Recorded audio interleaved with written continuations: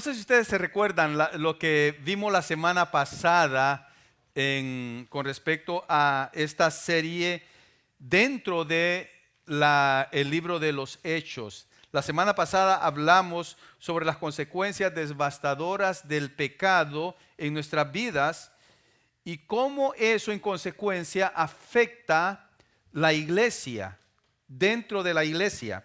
Así que esta mañana vamos a hablar más en específico sobre este tema, en un asunto muy, pero muy delicado en nuestra sociedad. Y eso es el abuso sexual. Sí, esta mañana vamos a hablar sobre esto. Y antes de comenzar de hablar sobre este tema, hermanos, que es muy duro, muy doloroso, vamos a pedir al Señor, a su Espíritu Santo, que guíe esta palabra de la mañana. Amantísimo Padre, Señor, reconocemos de que solo en vos, Padre, hay santidad. De que solo en vos hay justicia. Pero solamente en vos hay salvación. Y que dentro de esa salvación, Señor, encontramos, Padre, sanidad. Encontramos paz. Encontramos gozo. Encontramos perdón. Encontramos, Señor, liberación. Padre Celestial, por eso pedimos de que tu Espíritu Santo nos abra, Señor, el entendimiento, nuestro corazón, Señor, y nos guíe a través de tu palabra para poder ver, encontrar, saborear tu voluntad, Señor. Y por eso de todas las cosas, Señor, que podamos nosotros ser, Señor, sanados de nuestros corazones, de nuestras heridas, para honra y gloria tuya, porque te lo pedimos en Cristo Jesús, tu Hijo amado, Padre. Amén. Algunos de ustedes tal vez pueden saber que en los últimos 2 años siguen apareciendo más y más casos de abuso sexual. Y no solamente en nuestro entorno, sino que en Hollywood. En Hollywood se ve mucho abuso sexual dentro de lo que es la farándula. No digamos también en el gobierno, en Washington se ve mucho lo que es el abuso sexual. Pero también aquí en la iglesia.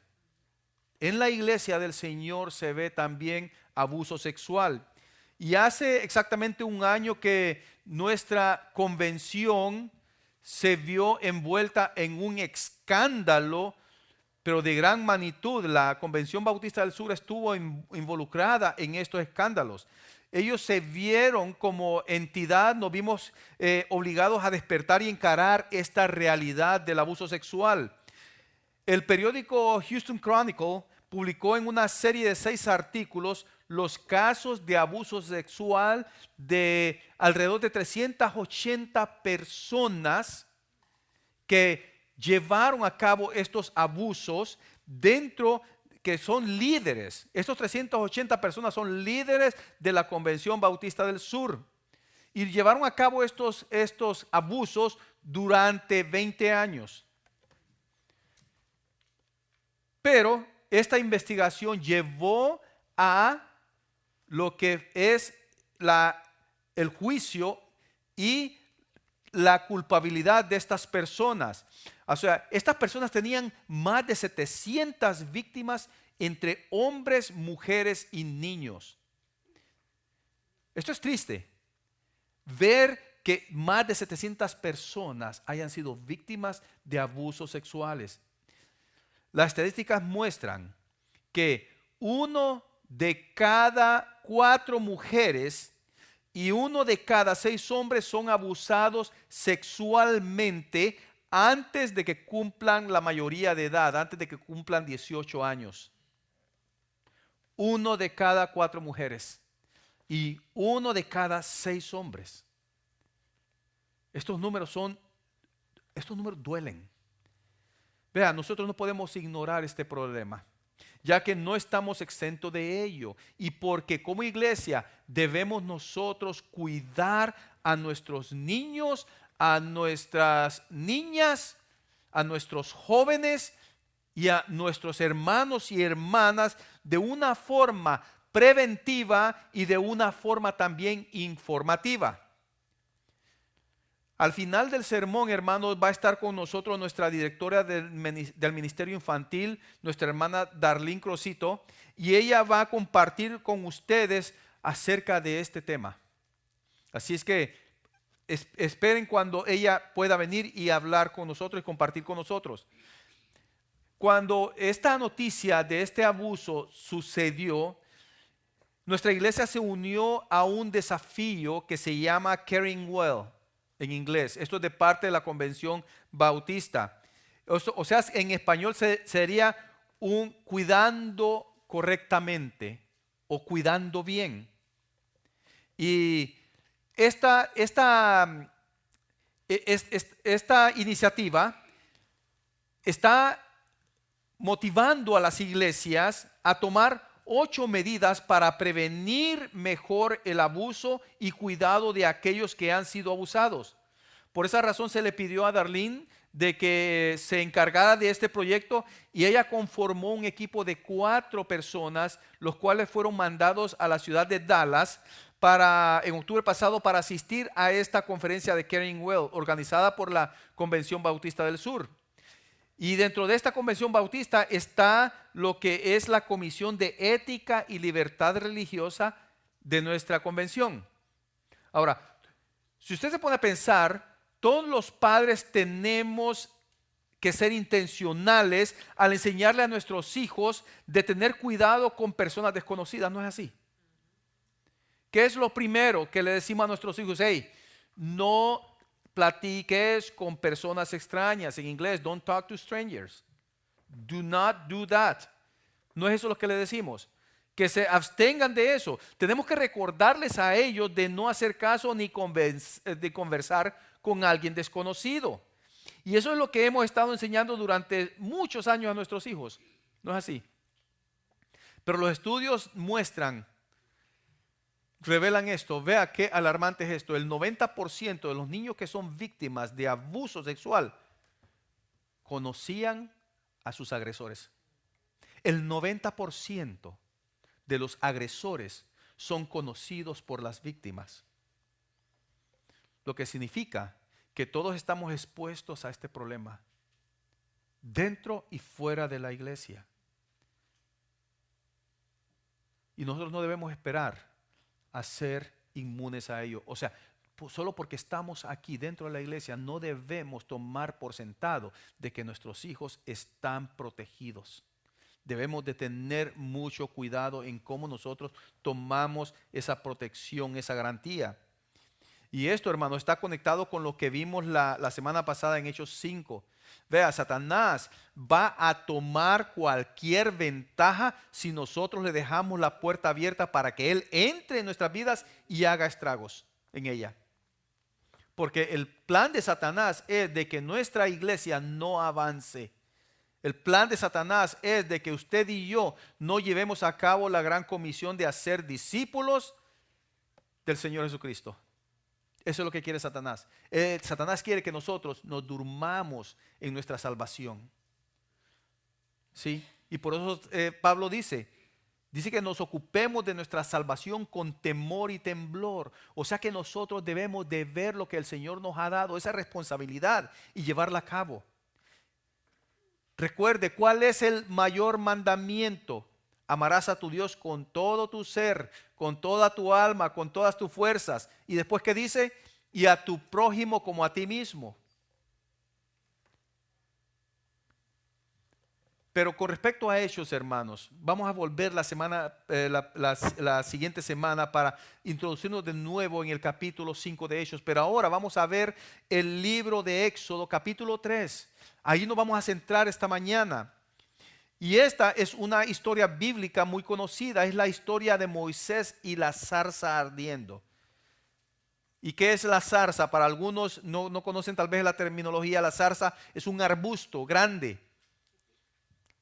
Moisés y la zarza ardiendo. Moses and the burning bush, como podrían decir en inglés. Y si ustedes recuerdan, Moisés huyó de Egipto. ¿Por qué? Porque había asesinado a un egipcio por defender a otro hebreo.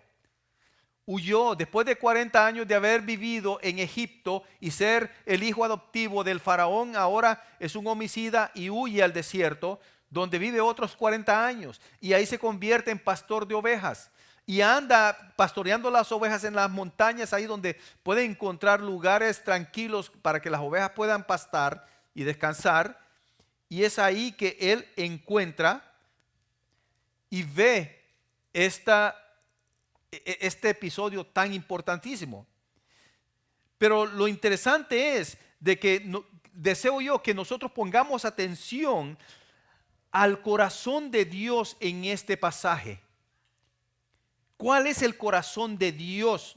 Porque la forma en cómo nosotros actuamos podemos revelar cuál es el corazón de Dios.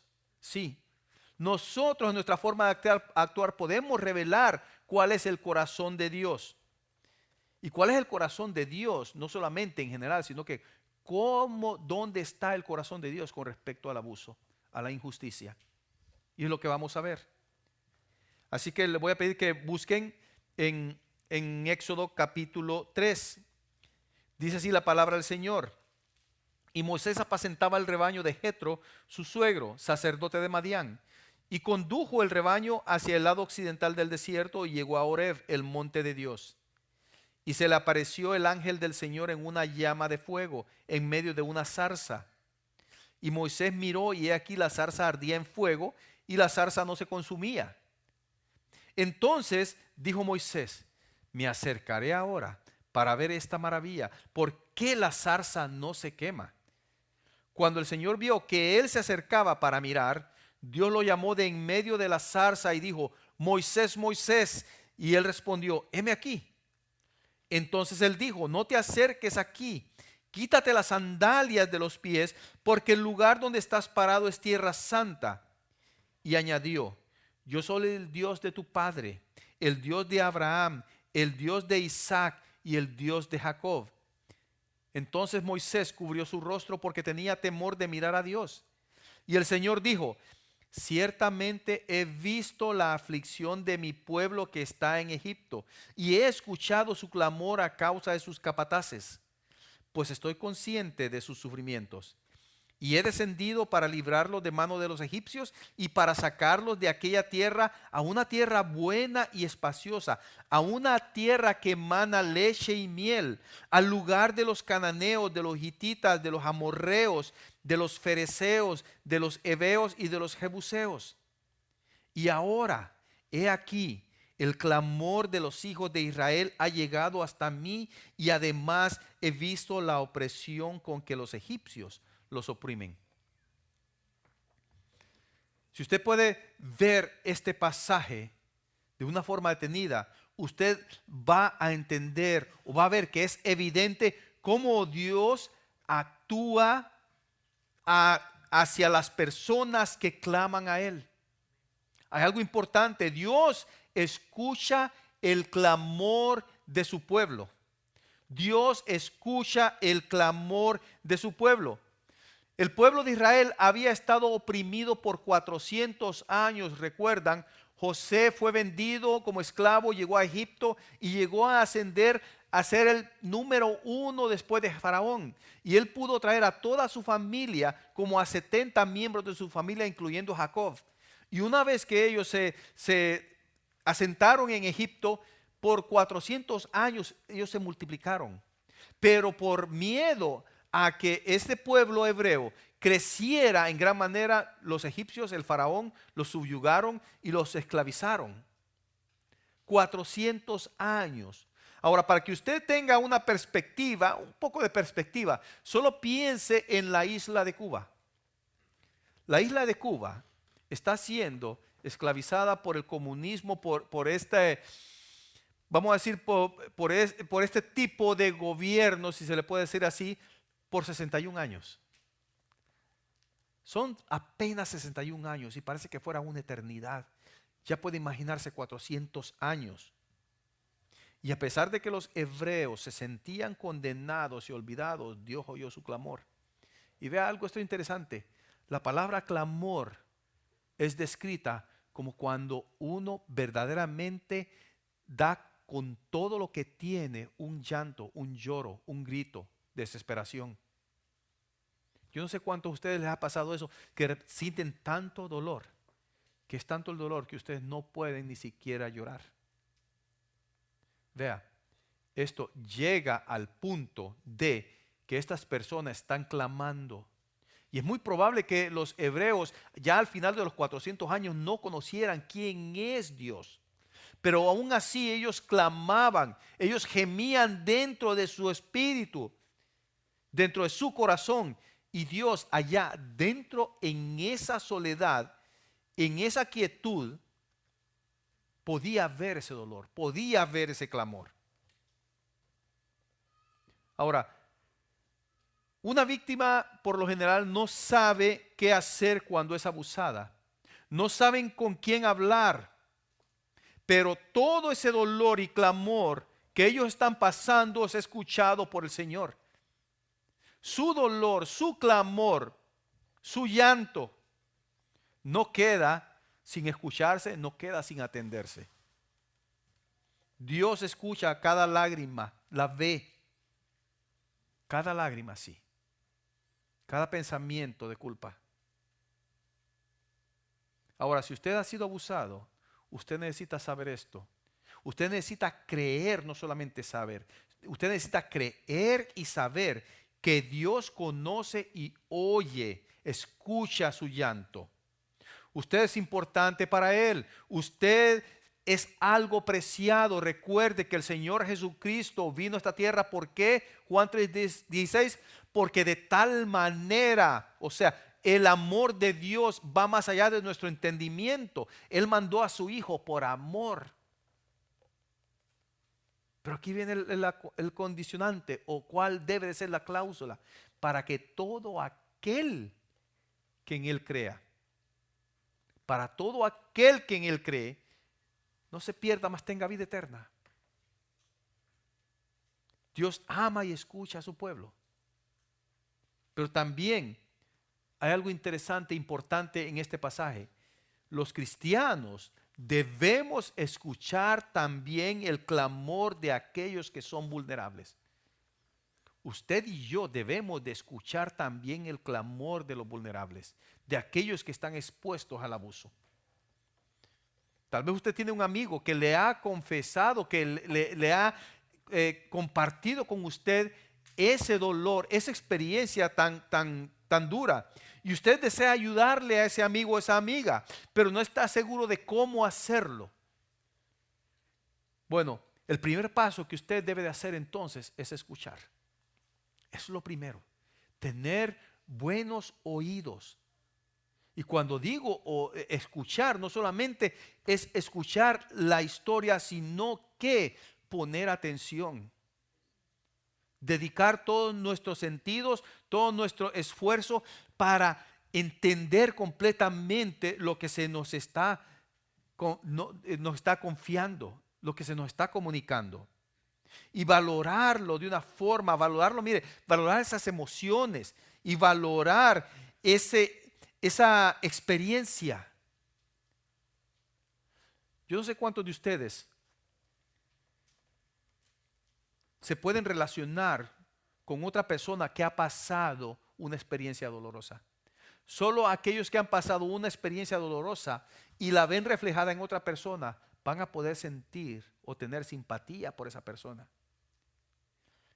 Y tal vez el Señor, o tal vez usted no ha pasado algo doloroso y ve que alguien lo está pasando y tal vez no entiende muy bien, pero sabe que lo primero que usted puede hacer es escuchar a esa persona, darle toda la atención para escuchar su experiencia, darle valor como ese valor que Dios le da al ser humano, porque recuerde que usted y yo somos portadores de esa imagen de Dios.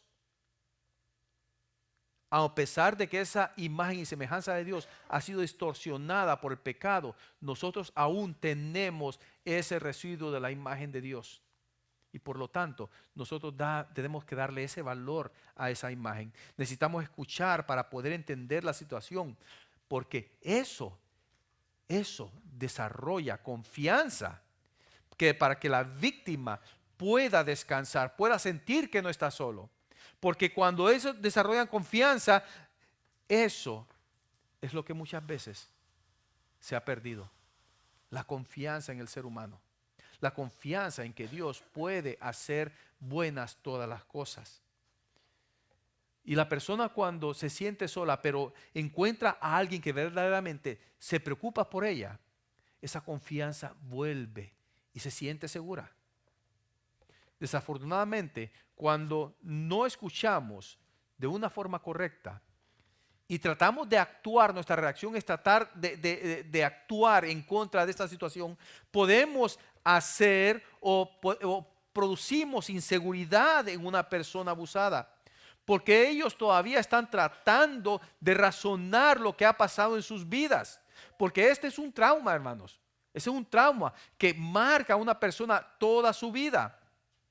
Y ellos necesitan personas, alguien a la par, que puedan transmitirles seguridad, comenzando por escucharlos.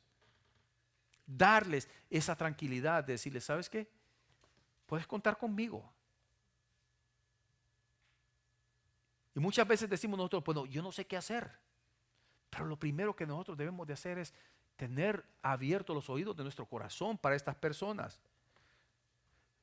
Porque el problema es que cuando la gente no escucha con atención, pueden llegar a conclusiones que empeoran las cosas porque se hacen preguntas incorrectas. Bueno, si alguien te abusó, ¿cómo vos ibas a estar en ese lugar a esa hora? ¿Cómo puede ser posible? Es una de las primeras preguntas que nos hacemos como seres humanos y no pensamos lo que verdaderamente está pasando. Llegamos a eso y cuando empezamos a hacer cuando llegamos a tener esas conclusiones, ¿sabe qué producimos en la persona que ha sufrido? Producimos culpa, de que es culpa de ella o culpa de él. Así que ponga atención a esto. Si usted ha sido víctima de abuso, o si usted tiene un amigo, amiga, un familiar, un conocido que ha sido víctima de abuso, déjeme decirle, las personas no son culpables de haber recibido el abuso. Nunca, jamás van a ser culpables de que una persona las abuse. No podemos llegar a esa conclusión. Y sé que esto produce mucha vergüenza, especialmente cuando el abuso ocurrió cuando se fue niño. Sí, la mayoría de los abusos son cuando son niños. Y ahora cuando la persona ha crecido y es mayor, está tratando de encontrarle sentido a ese suceso penoso que ha pasado, doloroso que ha pasado. Pero la realidad es que usted no hizo nada malo, usted no es culpable, usted no ha hecho nada para que merezca ese dolor en su vida. Y he oído historias de personas que tienen problemas para aceptar esto. ¿Saben por qué? Porque a medida que envejecen y piensan en el incidente, solo piensan ahora como un adulto. Y tal vez se hace la pregunta, ¿cómo yo permití que me hicieran eso? ¿Cómo puede ser que yo haya confiado en esta persona? Claro, en este momento estamos pensando como adultos, pero como niños, ¿qué vamos a pensar? No podemos pensar nada, no podemos razonar. No podemos tomar decisiones como las podría tomar un adulto. Así que necesitamos ser esa persona con quien se puede hablar con confianza, hermanos. Porque aquella persona que ha sido abusada, que es víctima, necesita seguridad. Sí lo necesita. Necesita sentir de que hay alguien que verdaderamente se preocupa por ellos. Y sabe una cosa, cuando el cristiano hace eso, estamos dando a conocer el corazón de Dios para las personas. Cuando nosotros reflejamos quién es Cristo Jesús en nosotros, lo estamos haciendo de esa forma. Pero Dios hace mucho más que escuchar el clamor de su pueblo. Sí, Dios auxilia a los vulnerables. Dios los auxilia. A aquella persona que ha sufrido, Dios la auxilia. Y vea el versículo 10, como Dios dice de Éxodo 3. Versículo 3:10 dice, ahora pues, ven y te enviaré a Faraón para que saques a mi pueblo, los hijos de Israel, de Egipto. Vea, Dios dice que no solo escuchará el clamor, sino que también responderá a ese clamor y usa a Moisés como su instrumento de auxilio. Ahora, Moisés no estaba seguro de llevar a cabo esta empresa, por así decirlo. No, al contrario, Moisés puso un montón de excusas. No, hombre, ¿cómo voy a hacerlo yo? Yo ni sé por dónde empezar, no sé qué hacer. ¿Cómo le voy a ayudar a esta persona? Si yo no, debe de ser alguien que sea profesional en esto, que tenga experiencia. Esa era la actitud de Moisés, pero Dios finalmente le da a demostrar de que se está irritando con la actitud de Moisés y le dice, yo soy el que voy a hacer todo. Es más, ¿no te he puesto ahí a tu hermano Aarón que es bueno para hablar? Sí, Moisés era tartamudo, pero tenía a su hermano que era bueno para hablar. Dios nos da todo lo necesario para que podamos reflejar el corazón que Él tiene para los oprimidos, para los abusados, para los desprotegidos, para los vulnerables. Sí. Al final Moisés tomó valor y confianza en Dios a pesar de que al principio no quería hacerlo. Y esa es la misma forma en que Dios ha elegido a la iglesia, para que la iglesia pueda ser aquel filtro por el cual Él pueda dar a conocer su corazón para todos los vulnerables. Entonces, ¿cómo realmente nosotros hacemos esto? Escúcheme atentamente. Nosotros, primeramente, debemos reportar el abuso. Sí, usted y yo, en el momento que nosotros nos damos cuenta de un abuso y no ha sido reportado, nosotros debemos reportar el abuso. Pero ¿cómo lo hacemos? Ahora, como iglesia no trabaja en que nosotros debamos de llevar a cabo la justicia legal. Al tratar de solucionar el problema, nosotros no podemos solucionar el problema. No podemos hacer eso, pero dentro del tramo legal. No lo podemos hacer porque nosotros no somos policías, no somos trabajadores sociales, no lo podemos hacer, estamos limitados en ese aspecto con respecto a la ley. Pero lo que podemos hacer es escuchar, dar consuelo espiritual a través de la misma palabra del Señor. Eso es lo que podemos hacer. Podemos dar ese consuelo espiritual a través de la misma palabra del Señor y a la vez tenemos que ser valientes y denunciar el crimen.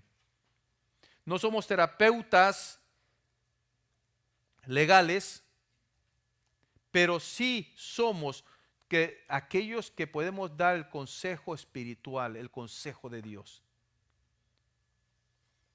Pero también no somos la ley, pero podemos reportarlo, podemos reportar ese crimen a la ley.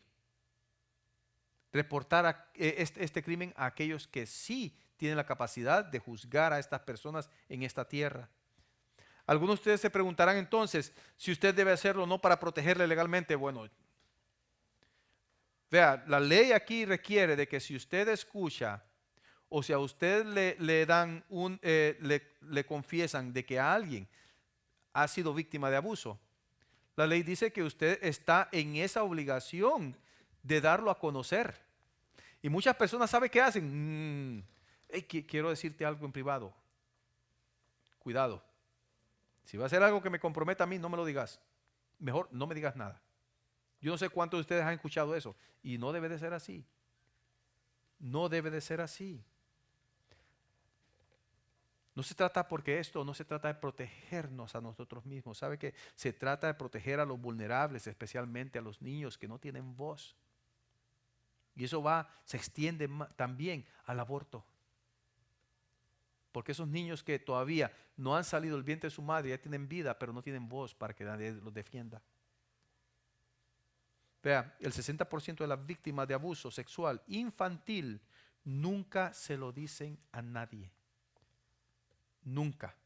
Podemos pensar que la ley del hombre es la que debe de encargarse de esta justicia, ¿verdad? Y de alguna forma es cierto, pero hay una ley superior, la ley de Dios, que al final Él va a traer juicio contra estas personas.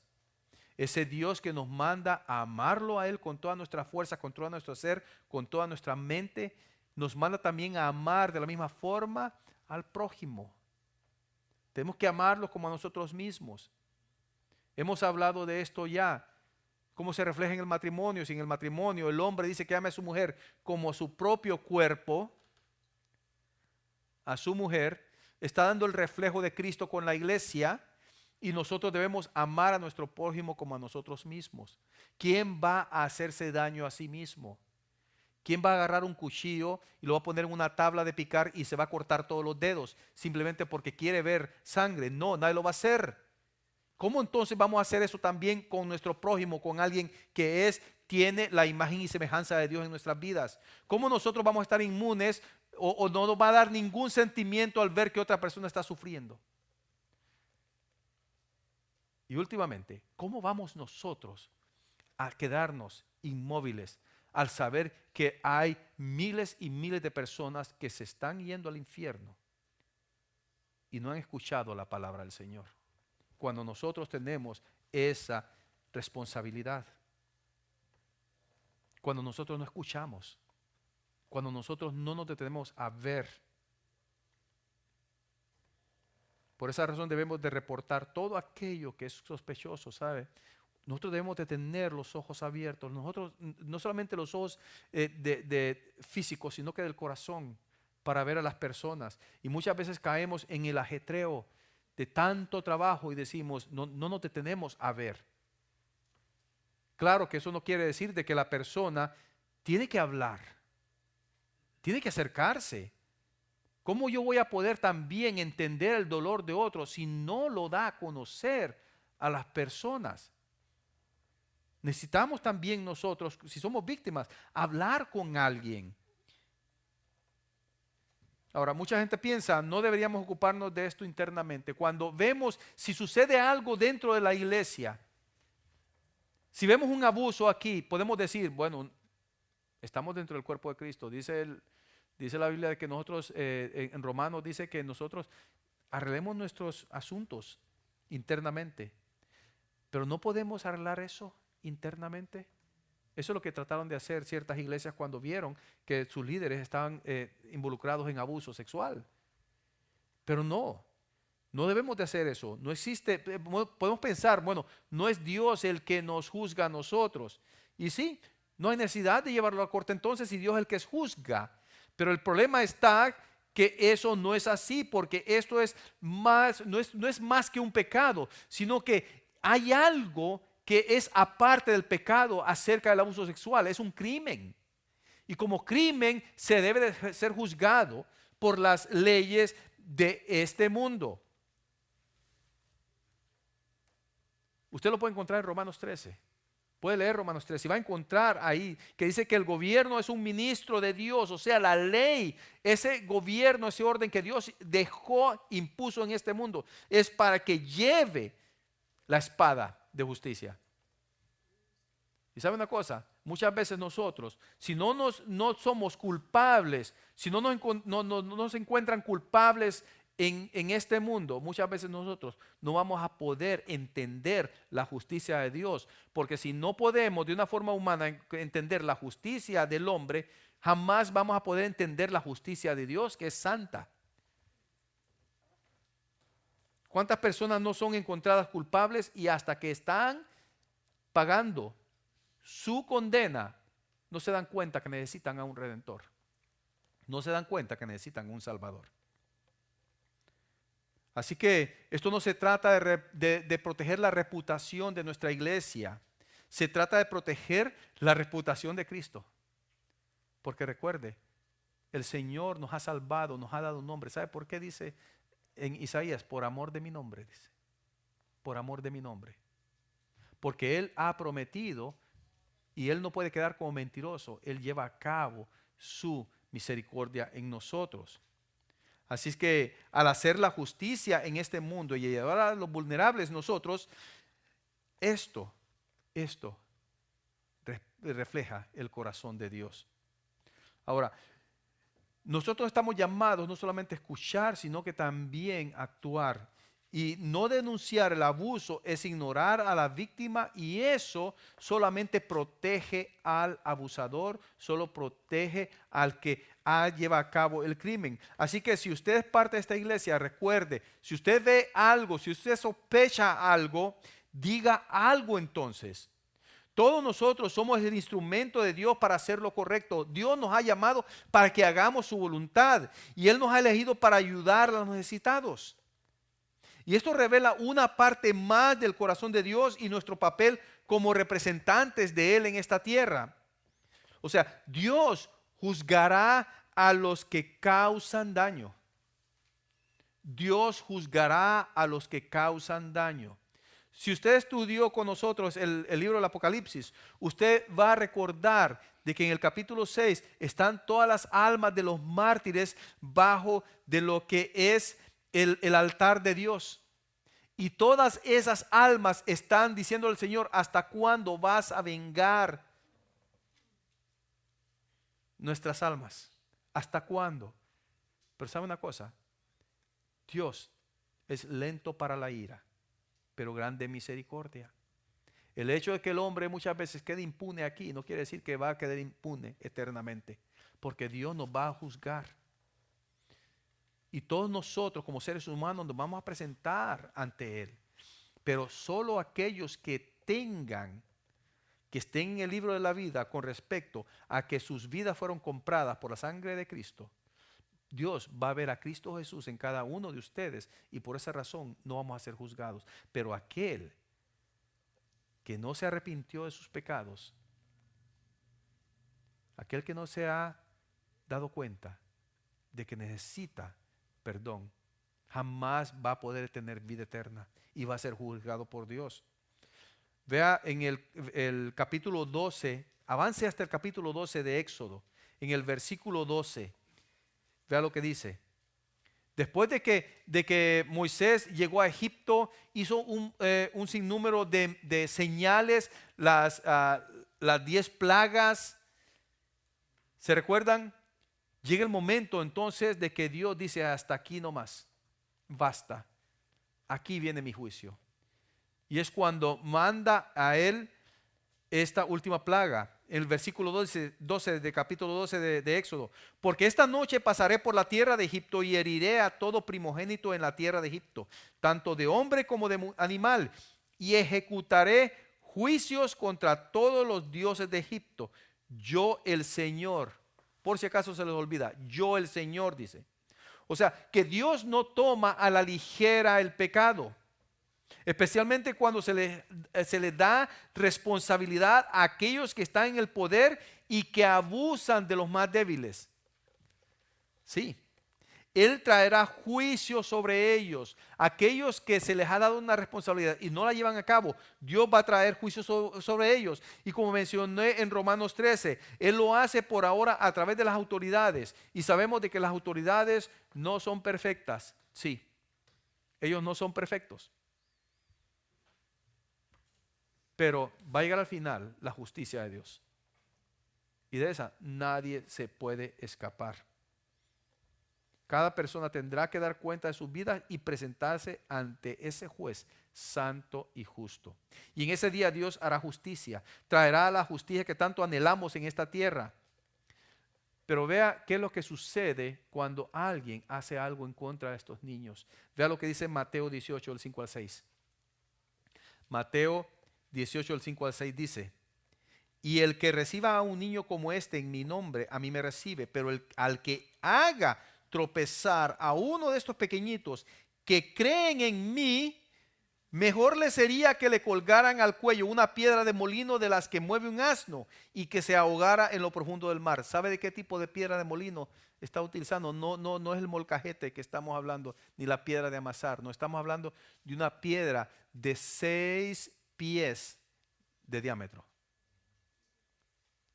que pesa alrededor de 1 tonelada. Dice: aquel que le haga daño a uno de estos que cree en mí, recuerde, que cree en mí, es mejor que se amarre a una piedra de molino al cuello y se tire a lo profundo del mar.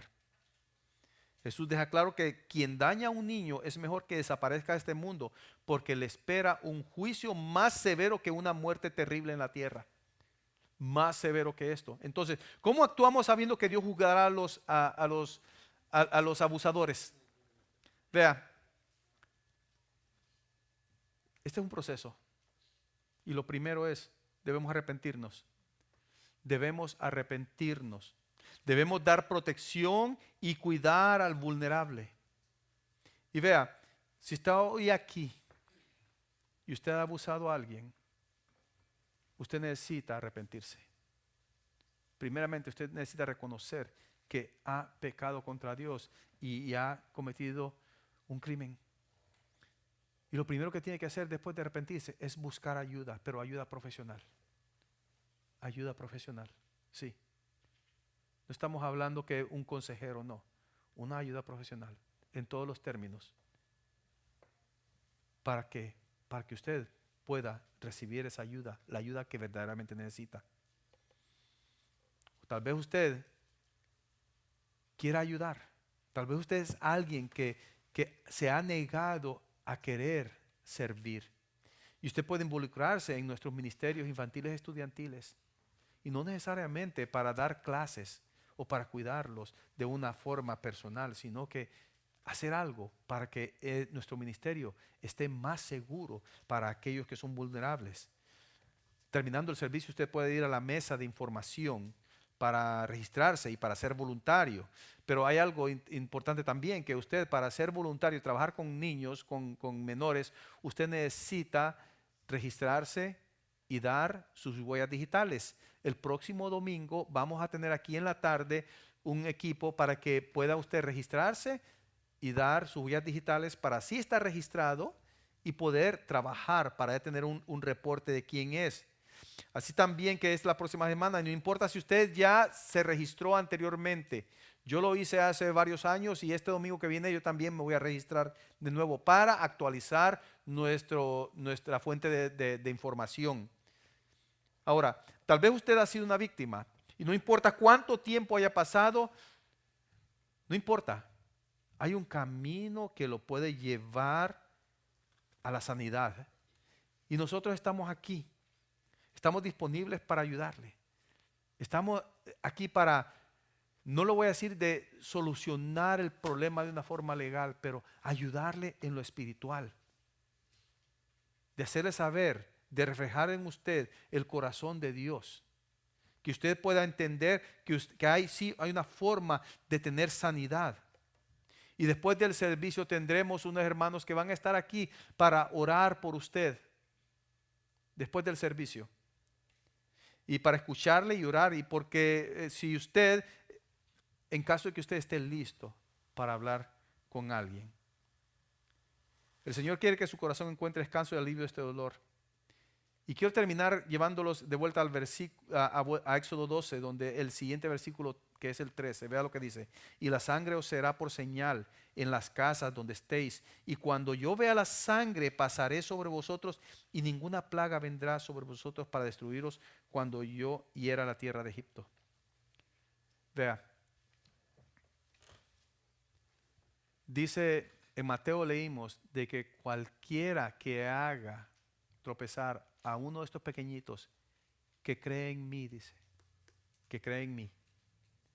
O sea, de que Dios va a vengar todo aquel que ha depositado su confianza, su vida en Cristo Jesús. Esos van a recibir la recompensa y la satisfacción de que Dios va a vengar sus vidas, todo el sufrimiento que han pasado. Esa es la única forma. ¿Sabe una cosa? Eso es lo que quiere Dios para usted. Si usted no ha recibido la seguridad de que cuando muera, usted va a presentarse ante el Señor, no para ser juzgado por sus pecados, sino para verse usted reflejado en Cristo Jesús. Déjeme decirle, esta es la oportunidad. Tal vez usted ha sufrido de abuso. Y usted va a decir, yo ya no entendía lo que había pasado en mi vida. Y ahora lo puedo entender. Y ahora usted quiere decir, Señor, yo sé que vos un día vas a juzgar a vivos y a muertos. Yo quiero estar del otro lado, de que vos vengues todo mi dolor, pero a la vez sé muy bien de que yo soy pecador.